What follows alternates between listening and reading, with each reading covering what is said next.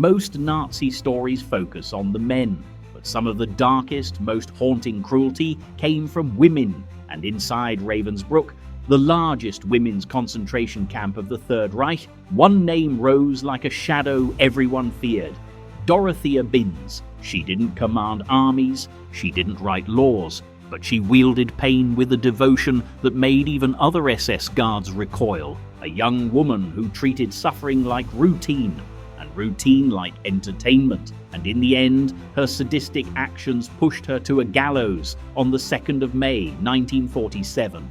But cruelty like hers doesn't appear overnight. So how does a seemingly ordinary girl transform into one of the most feared women in the entire Nazi system?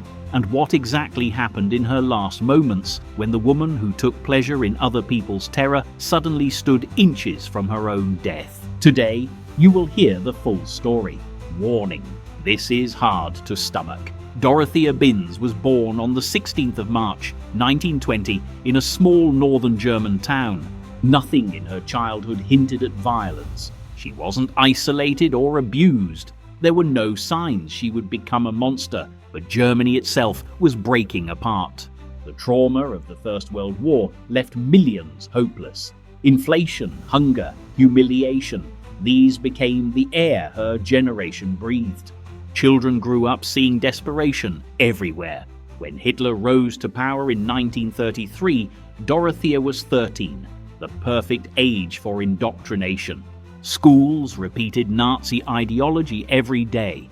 Youth organizations taught obedience and racial superiority. Children were trained to stop thinking as individuals and start functioning as tools.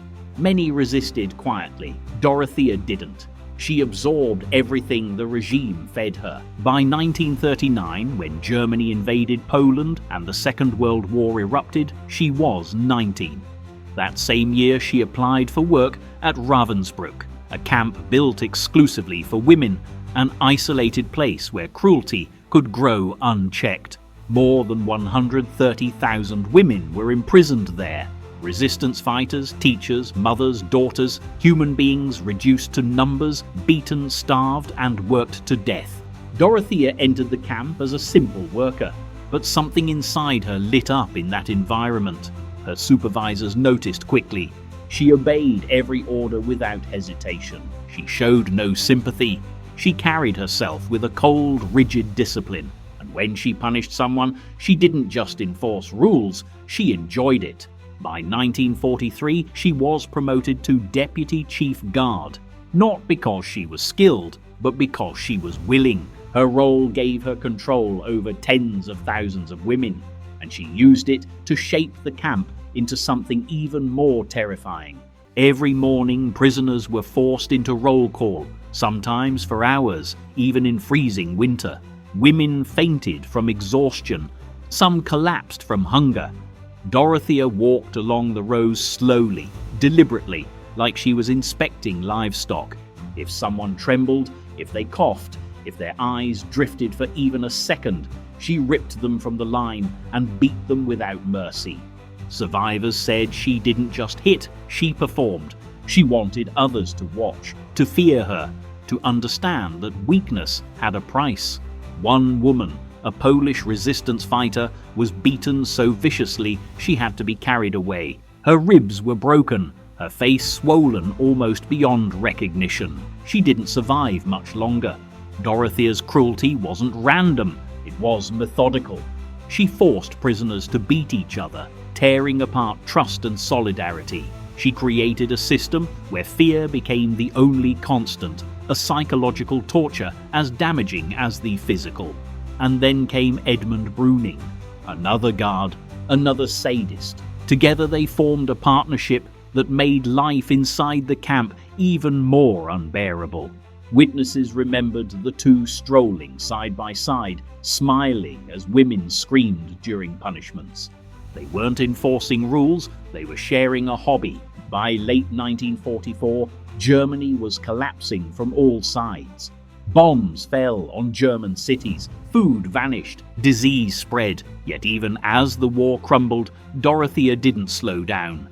Her punishments became more frantic, more desperate, almost as if cruelty was the only identity she had left. When the Soviet Red Army approached in the spring of 1945, Ravensbrück sank into chaos.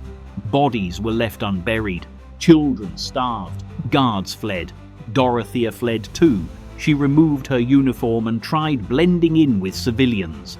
Like many Nazis, she believed anonymity could save her, but survivors recognized her instantly when British troops took control of the region.